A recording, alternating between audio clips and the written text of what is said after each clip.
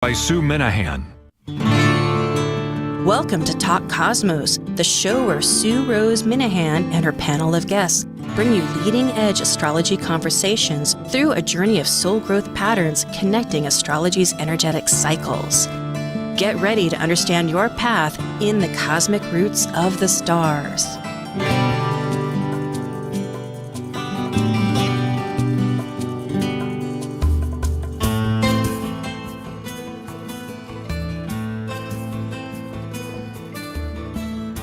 Sue, you're muted.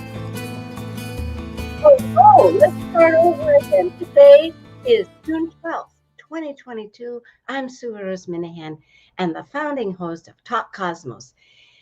And I don't have any more COVID. I am thrilled to join the living world. And I hope for all of those that are so besieged that you find your remedies and your strength to continue. And as we navigate this new terrain, and that's really what we're going to talk about today, because our subject is Mercury, Venus, Mars, oh my. And it's because each of these planets very soon, as of pretty much the new moon coming up in a couple of days in Sagittarius, will be in their own sign and in the first of their own signs. That means Mars, Aries, not Scorpio, which it co-rules, along with the modern rulers, Pluto, and Venus in Taurus, not in its second sign of Libra, and Gemini, which is still finishing up the very tail end of Taurus because it's doing its third path through its shadow period after it's gone direct, which it always does, but it will go into Gemini and not Virgo, which it also co-rules. So with no more to be said, let's hear it all from Planet Buzz. We are ready. Focusing on planetary ecliptic orbital cycles and planetary pairs called synodic cycles connecting to planets at the same degree that begin our relationship, these are the members of Planet Buzz. I'm Sue Rose Minahan, founder of Talk Cosmos, an evolutionary and eclectic astrologer and consultant, plus a certified color energy coach. I love investigating mythology's language, philosophizing esoteric fields of eternity, a perpetual student of life, seeing oneness of body, spirit of people, animals, and nature. I explore creative expression as an artist, a musician, and write abundantly, poetry to stories, and celebrate humanity's individuated co-creative life force experience. I'm Lesley Francis, author of the 2019 and 2020 Llewellyn Sun Sign books, a practicing professional astrologer intuitive, a lecturer, and host of my own podcast, Coloring Outside the Box. My lifelong search to understand what it is to be human led me to develop my own approach to astrology called purpose-centered astrology. I passionately seek to support people in their greatest act of creativity, living life, through consultations and webinars. Creator of Star Cards, I love talking and making people laugh. And I'm Dr. Laura Tadd. I have a PhD in human science and work as a spiritually oriented psychological astrologer with people around the world. I teach and lecture on astrology both in person and remotely. I have a blog. I have written for the Mountain Astrologer, Celestial Vibes, and Tarot.com. Additionally, I am the educational coordinator for Live Life Resources, an educational nonprofit specializing in resiliency training, education, and research. And as the ancient Hermetic code reveals, As below, so above. As above, so below. Welcome again. It is such a pleasure always, and we're so coordinated here with our little warm colors, alive, vibrant. Yes. You know, these planets, they are voicing their autonomy. That's what I was thinking. You know, each one has like, I'm me. I got it down. Of course, Mercury's a little slow to the occasion, so we're kind of muddled. We won't muddle through. We'll always be explicit. And it all does begin on this full moon, which was just a recent recognition, because I was realizing that as of the 14th, Mercury goes into its own sign. And it is, anyway, maybe we should just pull that up. And I can share that right now. Laura and Lesley, hello. And if one, yeah. Hi. you have a thought here? Or what am I doing? Go ahead. Laura, do you have some ideas? Let's pull up the chart. I mean, there's two ways to start, right? So looking at the upcoming full moon, as well as the fact that really multiple planets are in the signs that we see them to be naturally associated with. Right, definitely Mercury is about to be back in Gemini. It will be back there later in the day, on the day of the full moon, I guess, right? Or is it there? No, it's earlier. Okay, it's already there. Check that out. This is, yeah, because right now, do you see the screen? It is. It's quite small, so it's hard to read the degrees. I'm sorry about that. Darn. But so Mercury and Mars being in their natural signs. Of course, we've had Neptune in Pisces for years at this point. But so, and it's an interesting thing when planets are in the sign that we have assigned them domicile to, or like that they are considered to be in relationship with, because sometimes it can be misinterpreted to be a easier, harmonious place for the planet to reside. And I've actually found that it becomes it's such an intensification of the archetype that it isn't necessarily easy. It's more intense, right? I have Mercury in natally. And so my brain is going 100 miles an hour most of the time. And so, yes, it can make me articulate. It makes communication a really fundamental part of my identity. It's also my final dispositor, so it's seriously strong in my chart. But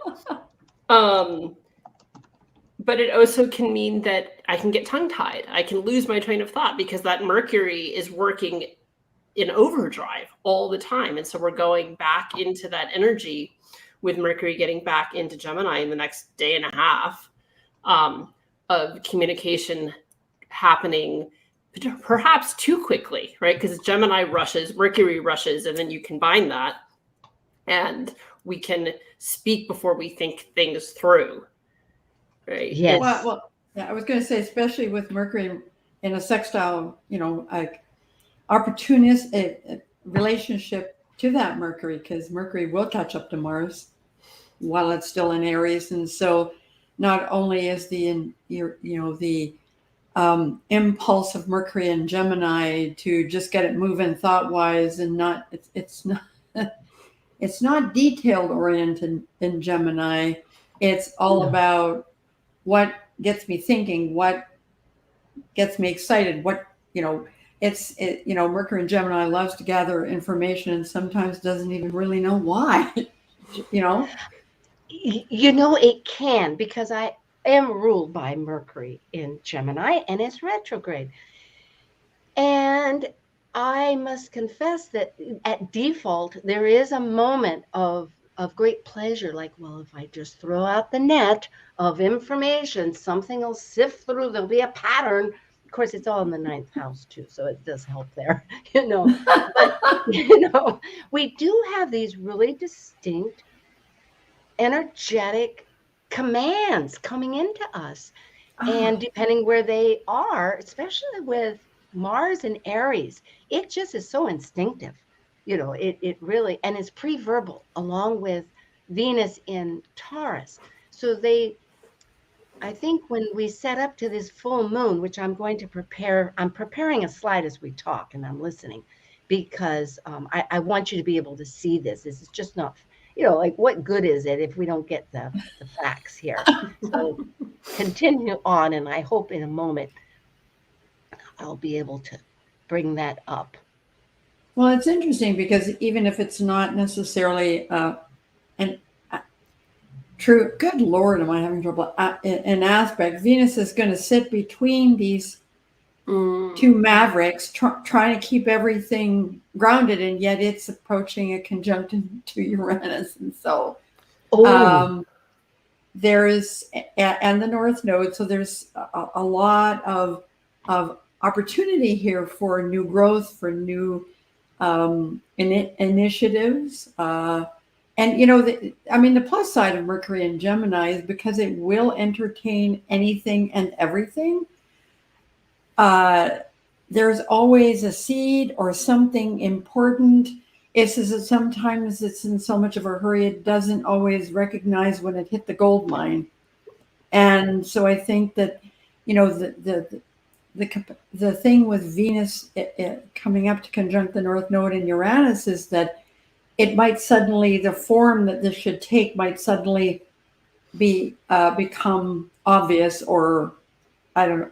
Yeah, I could see that being this aha moment. Yes. Right. As well as with it, the conjunction to the North Node that has so much to do with the future, right? So how do we go forward with all of this data that Mercury is throwing in the basket, whether it's valuable or not, right? That's sort of that Mercury in Gemini, like just data collecting, and maybe there's value to it, and I'll sift through it later when I'm in Virgo. But that it's stuff that isn't that fleeting flash in the pan,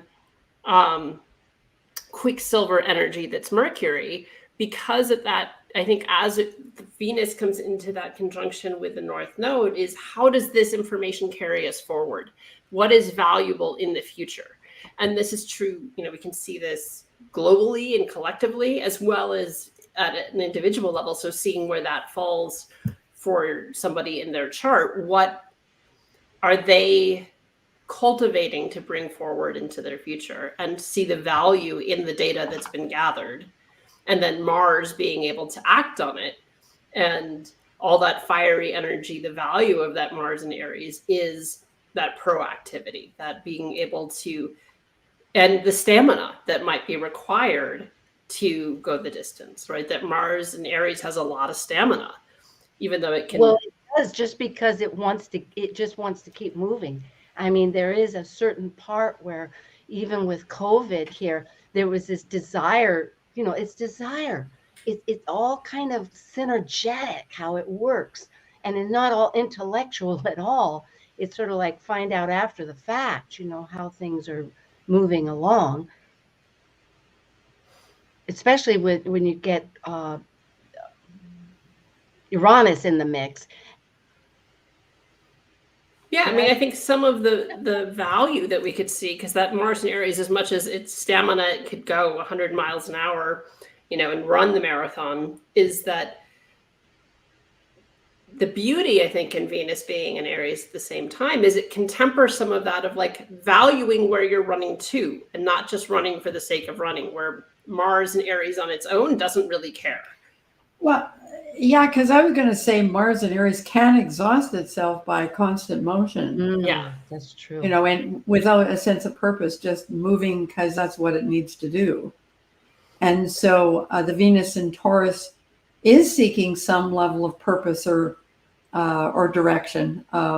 What can I grow, but also what can I ground? What's real? What's because Taurus is all very much about what's real. So and how can and my senses, what do I sense? Can I feel? Can I touch it? You know, I mean, in what way does it speak? And of course it gets into the body. And I suppose so much of us, having had COVID here, it was like I suddenly, you know, relaxed. I had to relax. I had to sleep. I was sleeping 12 hours a day. You know, I don't do that often. And then when you relax like that, you become integrated with the moment in a different physical sense of things. And I was actually sleeping outdoors because we have a 1-bedroom place, and so it was very lovely. You know, I've got the lanai there and the water. Of course, it would get wet in the morning, and you know, it's just, and the birds would wake me up, and you know, it's a whole. The physical is a whole way that we talk about, but it's so different. I'm still trying to pull up this chart. I don't know why I'm having such trouble. Any rate, we will continue on. Well, it's a Mercury. It's a Mercury. We're still in the shadow for another day and a half, another couple, like what, the 19th, I think we're out of the shadow. So I try my best to ignore that. Another week or so of being in the shadow. Oh my Well, gosh. you know, sometimes when I look at that whole range of it, it's almost like, is there any time you can actually do something? So, you know, and you know, it's interesting because we always talk about, I think we talk about the shadow in some ways as if it, as we do retrogrades, as if it's something necessarily negative, when in actual fact, it's just part of the process, right? Yeah. It's just Yeah, part of I the ebb always, and flow. the image I have, or the analogy I often use with clients, is I think of the shadow as sort of the last pass when you're sweeping, right? Like you swept the floor and then you did like the last little shards of things before the But floor is what were clean. we I like doing? that.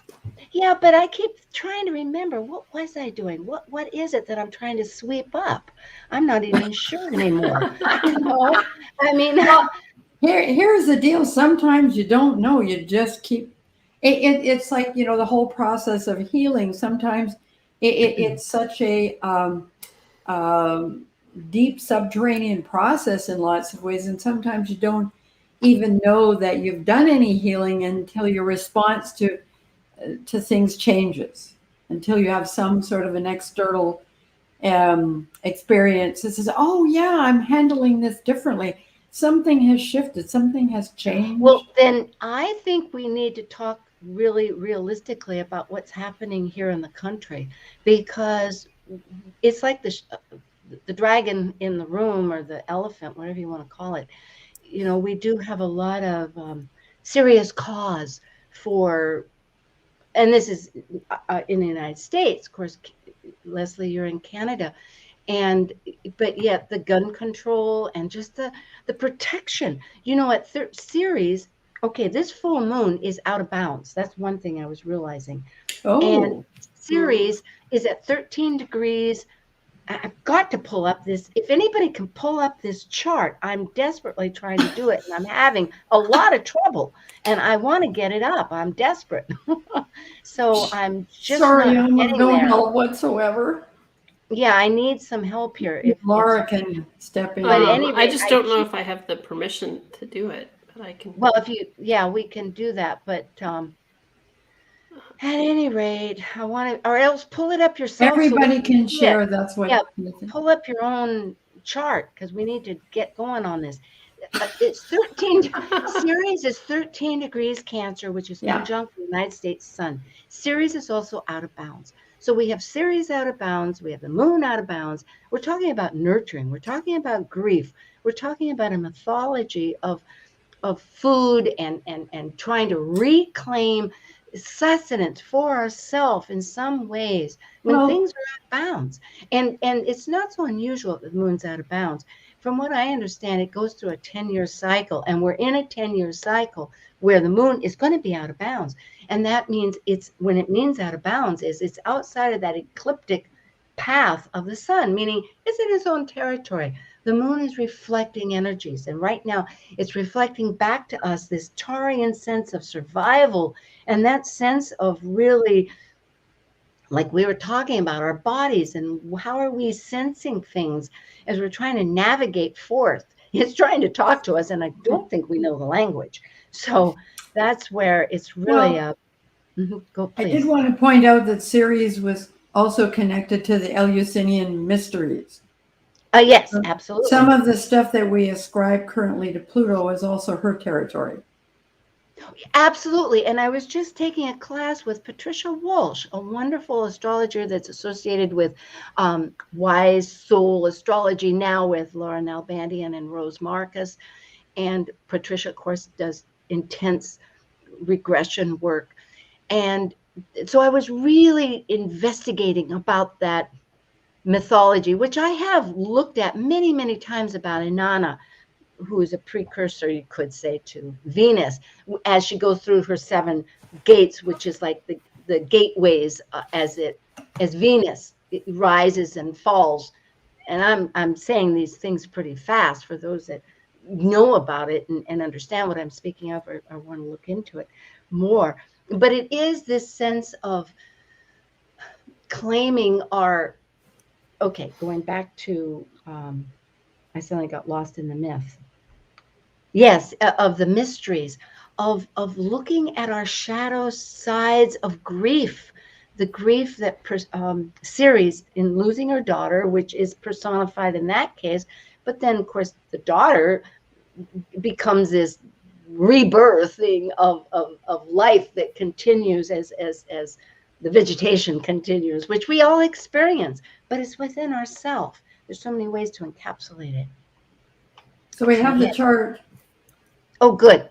I will quit and I will come back to us. Yay, there it is. Thank you so much. I was going to say, you can't see it? Oh, good. Yes, ma'am. Okay, beautiful. Yes. And so we have here, it's going to be 23 degrees in the mutable signs. Oh, boy, that happens to be right on my dwarf planet of Orcus, which is also with Alan Clay, the brother of Pluto, which is in forces. It says we have an oath, and if we don't follow with that oath, we better know our oath. And that's really the mystery, it seems to me. What's our oath? But we have an oath, and if we don't follow it, we get drug under the underworld. There's no two ways about it. But at any rate, that's so we have a full moon with Neptune forming a T-square to the full moon. With a T-square to the sun moon opposition. Sun moon Neptune at 25 Pisces squaring the 23 degree full moon. Neptune. So no wonder we're having trouble. No wonder we're being so Neptunian at times. There's a purpose to all that. That's what I'm really understanding. I think if all of us can comprehend, there's a reason why there's a veil that comes in front of our eyes, or that we get tired and we stop focusing on what we've always been focused on, because maybe that's not the direction anyway. Maybe we need to go a different way, like the Cheshire Cat, right? Yeah, I think this is asking for the dissolution of old beliefs and old thought patterns. Absolutely. And opening your consciousness to because I always think that the fog or the veil over your eyes has everything to do with releasing things, so a clearer vision can come into play. Yes, so that we can notice colors gets that a we bad haven't rap, seen actually. before. Huh? I said Neptune gets a bad rap, I think. Oh, it does. We always get critical because we want to hold on to what we know, because at least it's familiar, as rotten as it might be. And that really has to get into our psyches. Let go and trust. So I was trying to remember what degree the last lunar eclipse in the Sag Gemini. Sabians, or what are you talking about, please? The total lunar eclipse that we had.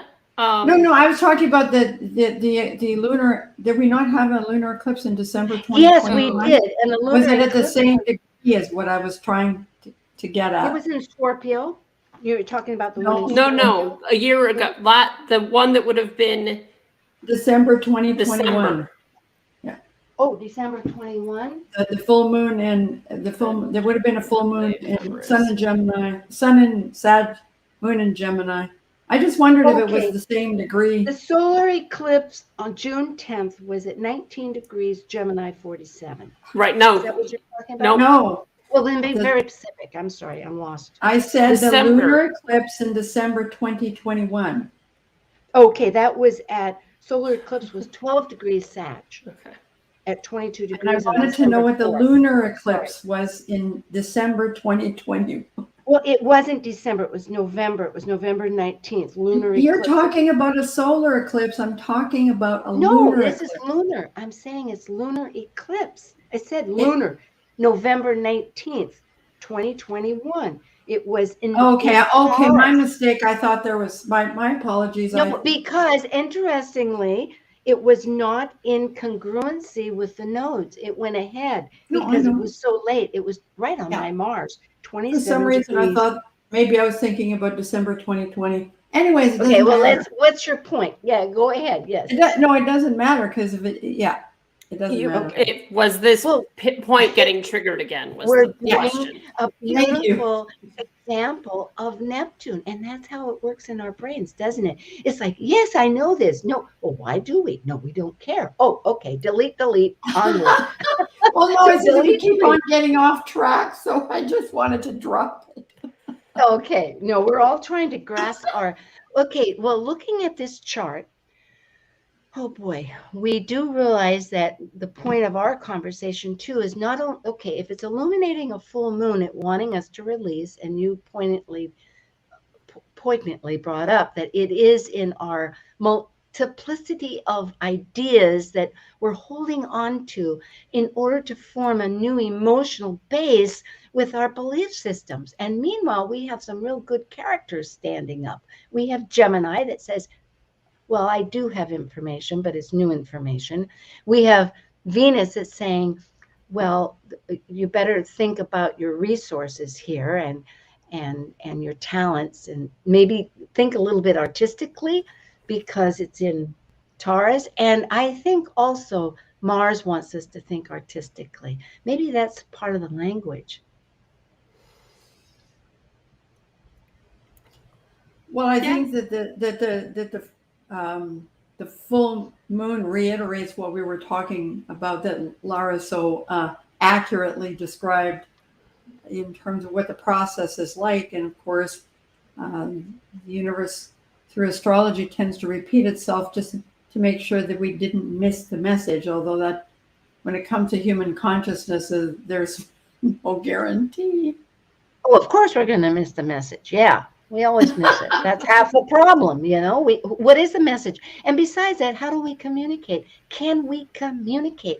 I don't think we can. I think that is a huge problem. We assume that we're communicating, and we communicate on some basis that is whoever decided. I don't know, but there's so many instructions out there. Everything's got to be on an instructive, literal sense. And to me, that is not communication. It's a poetic sense. It's allegories. It's mythology. It is the stories of life.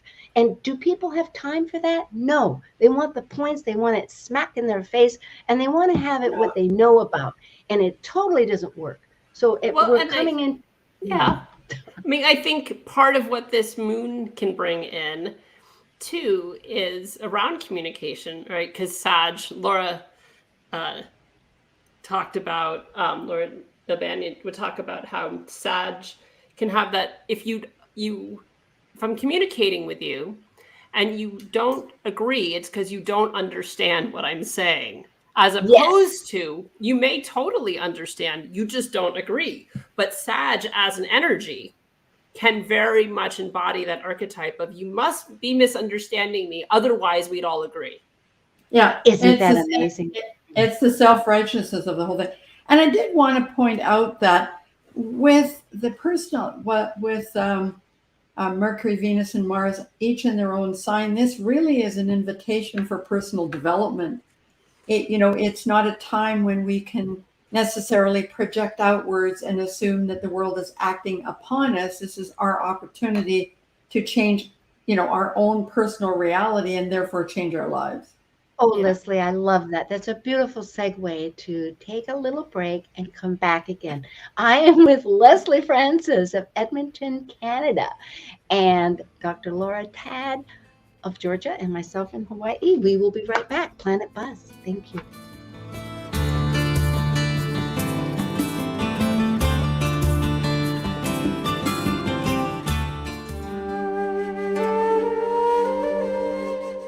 While we take a break from this week's edition of Talk Cosmos, let's take a look at this cycle's archetype. We are currently in the period of Gemini. By leaving a cycle based on physical form, integrated through spirit, the energy of Gemini connects spirit with matter, focused on communicating and defining the external. Gemini is a mutable air sign signifying flexibility. Gemini dually focuses upon teaching and learning in order to synthesize the world one lives within. Hi, it's Dr. Laura Tadd, and I wanted to let you know about my course in personal mythology. Now offered as a self-paced online class, you can explore the stories you live by and those you have inherited from your ancestors, culture, and society. This course comes with 8 30-minute check-ins with me as you move through each of the modules. Enrollment is ongoing. For more information or to register, please go to my website, mythicsky.com. Talk Cosmos. This is John Foster, astrologer and software developer. and you're listening to Talk Cosmos on Alternative Talk 1150 AM, where we understand how to implement our free will through the cosmos. Want to hear something different from talk radio? Keep your dial on Alternative Talk 1150. Hello again, here we are. And I was noticing my notes, and there's a few things. Sky and Telescope says that the best time to see the lineup is on June 24th. And it'll be 45 minutes before sunrise and in the eastern horizon, wherever you are, because 4 of the naked eye planets, which is a great way of realizing these inner planets, they've been lining up, but it'll be including Saturn, which will be in Aquarius, irreverent, wonderful, satirical, mind-awakening Aquarius, and it'll be Mars, Jupiter, and Venus, and they'll spread out. So they've been starting since June 3rd and 4th, but really that'll be the best moment to do that. And they also said that the Hercules cluster, which is sort of interesting any rate. So for those stargazers, which hopefully we all are if you can see it. Yeah, I mean, it's an interesting time in that way where none of the larger bodies, right? There's stars at night, but no real planet is visible in the evening right now. Everything sets before the sun does. And so we're in this part of, like, jumping off of what you were saying, Lesley, of this inner process. I think that that's part of that, with all the planets, the personal planets being in their natural signs, that we also, because of the time of year that's lining up in, are in a time where that happens to be, if a baby was born now, they'd have the whole chart below the horizon if they were born after sunset.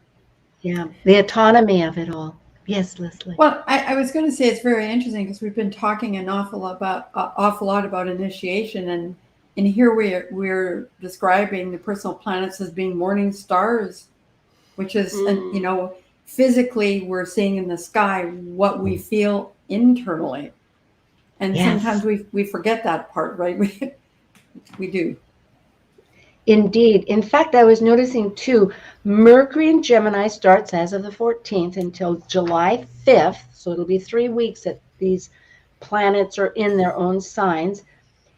But Venus has been in Taurus since the Gemini new moon just about, which is May 29th. And actually it only goes until June 24th. Okay. Yeah, Venus moves into Cancer at the end of the month. Yeah, so it won't be that whole time. Okay. But Mars, it was March 25th, and it will continue until July 8th. So we'll be ready, set, go, or something like that. I don't know. I don't know. Are Mars and Gemini ready? Yeah. Good question. Well, I guess along with Jupiter, it is, there are initiatives. Many times in our discussion, we talk about where it is in our personal planet.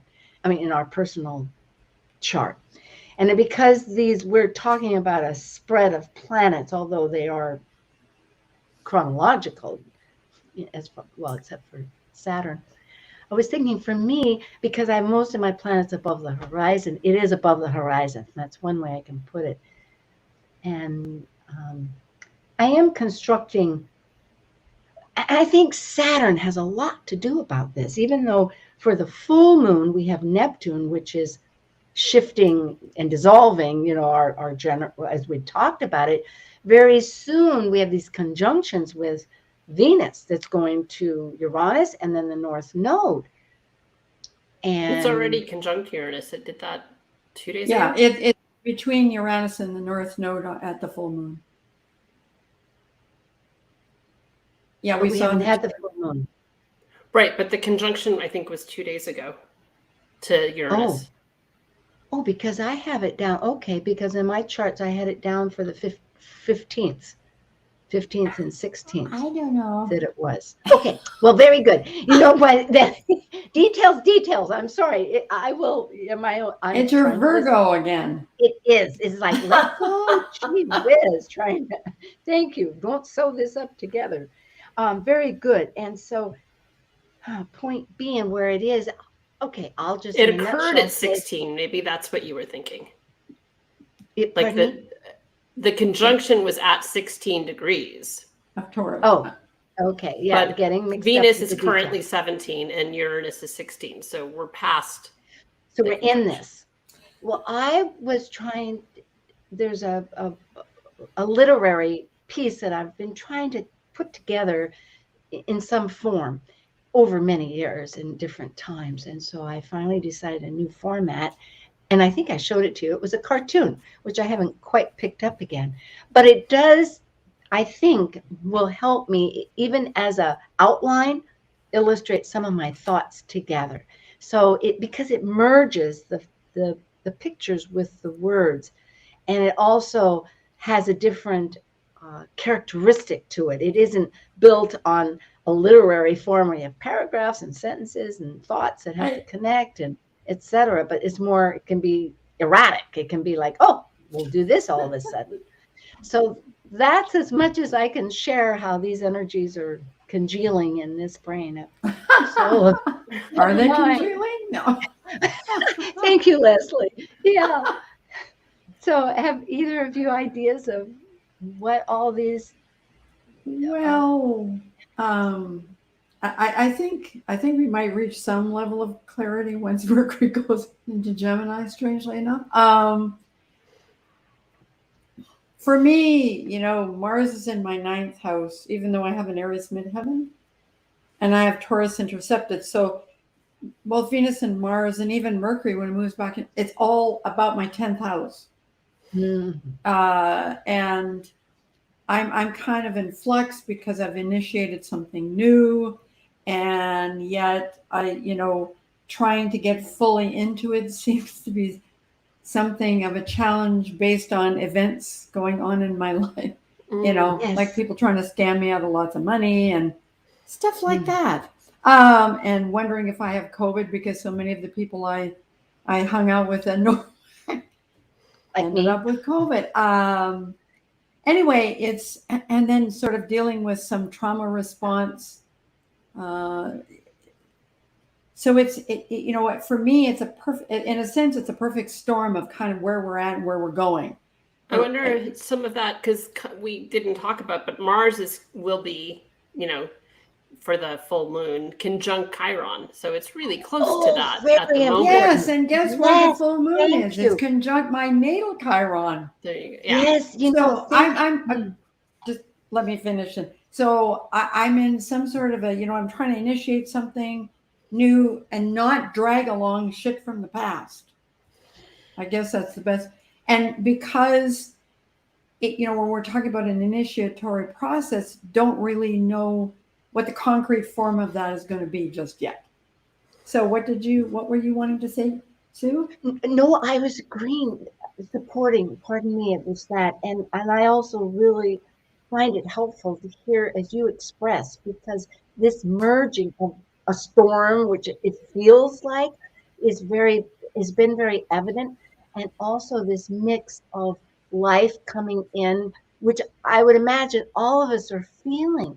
We have real hardships in life here with gas pumps and with people creating causes necessarily about trying to get some comprehensive thinking about gun control.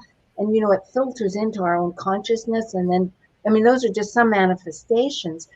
But on a personal level, I too had the COVID and trying to, so what you were saying is so appropriate. And then too, the new factors, because I was realizing we're all on boards. I just joined the Washington State Astrological Association board. And so I think really, which I haven't quite stepped into, but I think we're all trying new shoes, Well, it's funny because I hadn't thought about this before, because I've, talking with friends and other people that right now the energy seems very frenetic. At the same time, we feel stuck. Which, I say that not to discourage people, but so that you understand that, this is honestly, it's like the energy of childbirth, actually. That's like the energy of childbirth. There's a lot going on, but are you actually going anywhere? Well, I She think said, in this having case, given birth to 3 children, it's like, yeah. it's a lot like Well, that, actually. Well, I think this really does correlate back with the fact that the moon's out of bounds, and not all the time, it kind of comes and goes. And Ceres itself is out of bounds, and it's combined with Chiron. So what am I saying? It's a lot about nurturing. It's a lot about grief before we get to these points. And it's old, grief and trauma build up from past experiences in little ways that maybe opens up that area that we can look at again, hopefully fresh, that not just to penalize us, but in order to help us understand. And I think that just the idea of sort of that rush and stop is Aries Taurus, right? I always think of because every sign's in response to the previous. So Aries is running 100 miles an hour, and Taurus throws on the emergency brake. Right. And so that is this rush stop. Rush, no, we have to, what's the value? You can't just take action. You have to have purpose behind it. And that it can feel jarring, because just as you get going, you get momentum and inertia, push through the inertia, and then you're forced to stop and evaluate, or stuff happens that forces you to second guess or assess the situation. Okay, now I have to, there's a detour. What direction am I going to go? Well, how is it in your life? Maybe we should. I just wanted to say one more thing, because I wanted to reiterate what you said, Sue, about Saturn, because if you're looking at the full moon chart, the full moon is applying to a sextile to, as is the sun. The sun is applying to a trine to Saturn, and the moon is applying to a sextile. So here's the outlet. And it is about, appropriate timing. It's about structure. It's about a whole bunch of other things. So how are these 3 planets tromping around in your chart? and thank you, Lesley. I'll add to that I was wanting to bring up Saturn. I'm glad you did, because that ruler of form that we've been accustomed to in form, which of course is our skeleton. It is the creation of our structures that the reality holds around, but it's in Aquarius. That is an air sign that wants to break the pattern, to realign things, and it can be chaotic and it can be sudden, and part of this is, and it's intuitive. It's beautifully intuitive. So geez, I was going to say something and it just flew out of. I was going to flog my own podcast. I just did a podcast on, is time a structure or an energy? Ooh. Now, if that's not Saturn and Aquarius, I don't know what is. Well, it could be both. Can it be like a wave and a particle? Can it be? Yeah. I mean, I always think but most people think about it. People define too much of their lives based on time. Well, it's because it's very true. This is very esoteric in a way, and I love this whole idea about time. It's a fascination. But really, what's time associated with? I mean, first, time is an organic, because the moon, the sun, and the sun and the moon, it goes right back to Inanna, and it goes right back to all this mythology. I know, but I wasn't talking about it I was talking about it in terms of how humans interpret time. Well, they do, because they consider it, okay, it's time up to have a form, like the baby's going to be born. But the fact is that it's, okay, thank you. Well, we will listen to the podcast.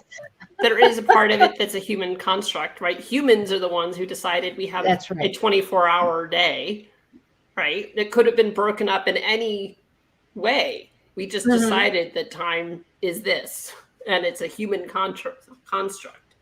Yeah, it could have been daybreak, sunrise, sunset, moon. Yeah, exactly. Well, I guess we've deviated from Laura. Here, Laura. Back to Laura. Thank you. Well, so the full moon's in my first house, because I've got a Sag rising.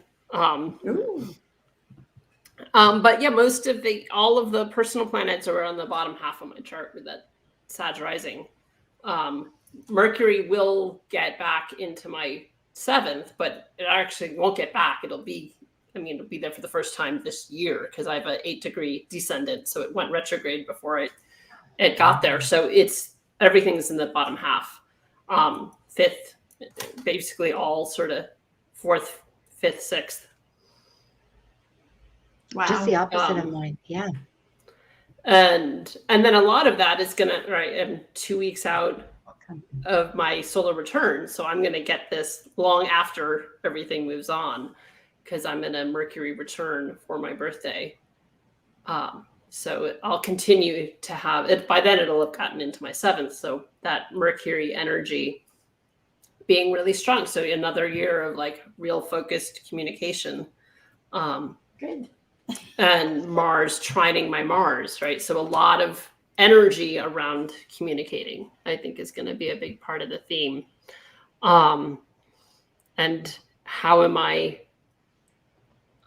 in some ways, going back to time, how am I managing my time with all of the writing, with all of the communicating I'm doing, right? That I just started a podcast myself and I made a calendar of when I'm going to record.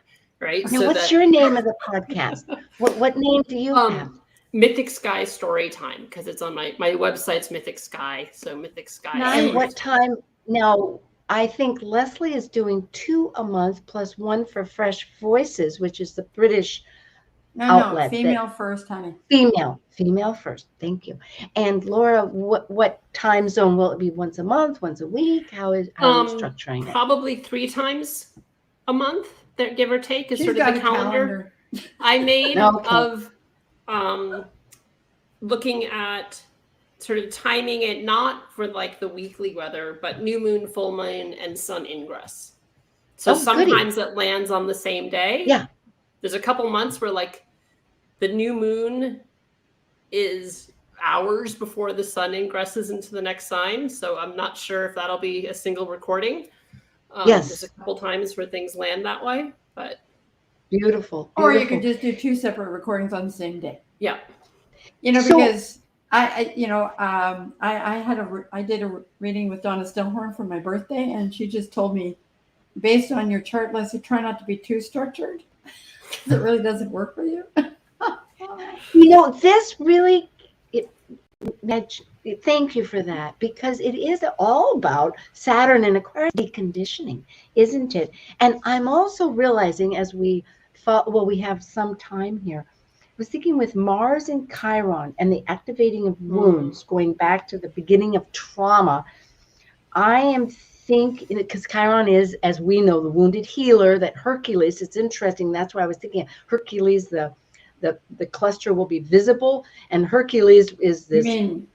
Okay. Yeah. And I was just thinking of the mythology of it all, because it is related to Chiron, because Hercules had the arrow that wounded, and it was a whole story of not jumping out of the point.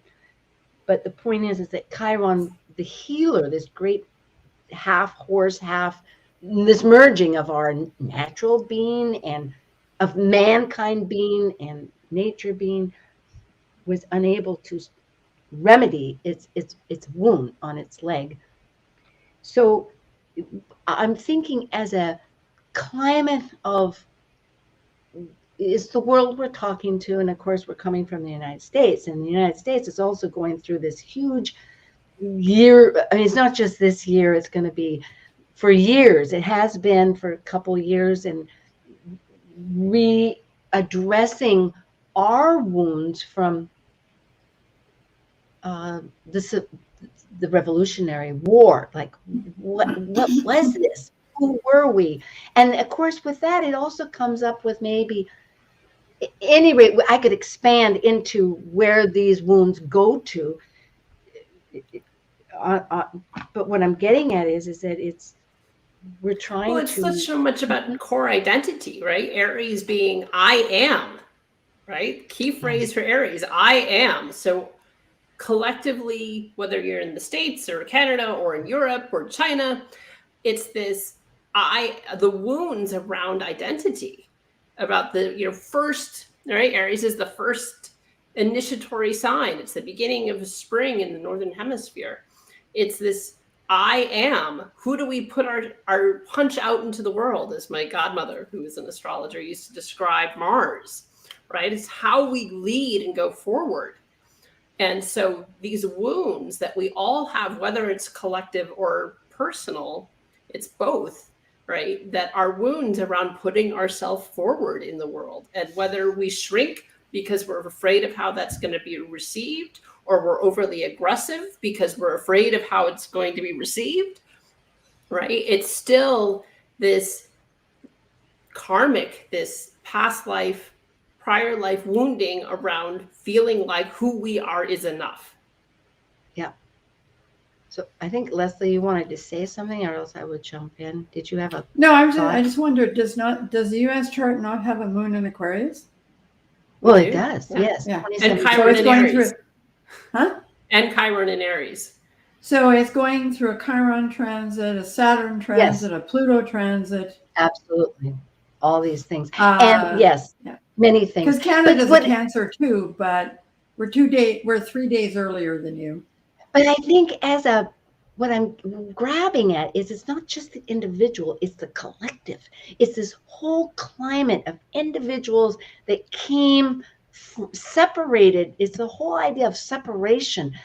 Patricia Walsh in her really brought up the idea that it is Aries point itself is that whole separation point. And it's a separation, you could say, from like the Chiron, from nature, from the whole, from the universe. Like, what was that experience?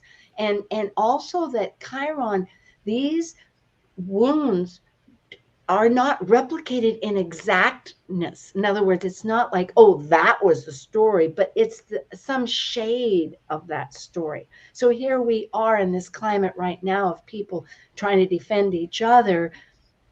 Well, when I say defend each other, they're trying to defend the control. Honey, can you turn that off? Gosh, we only have a little bit. Okay, I'm going to mute myself. Go ahead, pick it up. Well, I don't. I mean, I think that Aries point of, right, that separation is, if we look at just before that, we have the end of Pisces. So it's that individuation away from the divine. That's that collective, that everything is everything in all directions. Well, it's also the separation from mother, if you really want to. Sure. Yep. Right? That moment of birth. Mama Gaia. Well, and Mama. I mean. Oh yeah, Mamma Mia. No. Yeah. So, well, Sorry. yeah. You know, I don't. Well, to be honest, I mean, I do pay attention, obviously, to the news of what's going on in your country, but I don't spend a lot of time looking at the U.S. chart. So I'm kind of out of my depth when it comes to this. I don't want to make pronouncements about something. No. And that's not. It is. We are to be universal, and it is very personal too, isn't it? We're talking about these personal. Well, no, because signs. you know. Yeah. I think here's the deal. You know, in a sense, the U.S. became the world's guru in lots of ways, both on every financially, militarily, the whole 9 yards. And we're getting to see that there is a shadow to that. Absolutely. That, you know, separating from Big Daddy because you don't like it and becoming Big Daddy yourself. Yeah, it is. It's like, let's get down to those shadows of Inanna. Let's go in there and poke around because, you know, Pluto's still in Capricorn. It wants to see what forms are down there. Like, is it a real gem or is it a fake gem? And let's look at those. Or is it just a bunch of shit down there? Yeah, exactly. And if so, let's compost it. Put new seeds in. Yeah, did you have something, Laura? Quickly. I'm not quite sure how to respond. Other than in looking at the collective and the individual, it's how the individual is impacted by the collective and vice versa. Yes, we are. Again, we have some, as the universe, as above, so below, as below, so above. Thank you, Lesley Francis. Thank you, Laura, Tadd, Dr. Tadd. Thank you. Cosmos will return, and we thank our audience Okay, we'll sign off. Bless.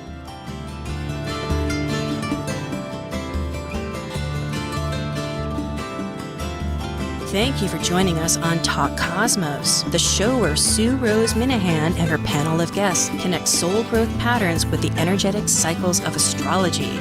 Be sure to tune in next Sunday at 1 p.m. Pacific Time to continue your journey through the roots of the cosmic pathway.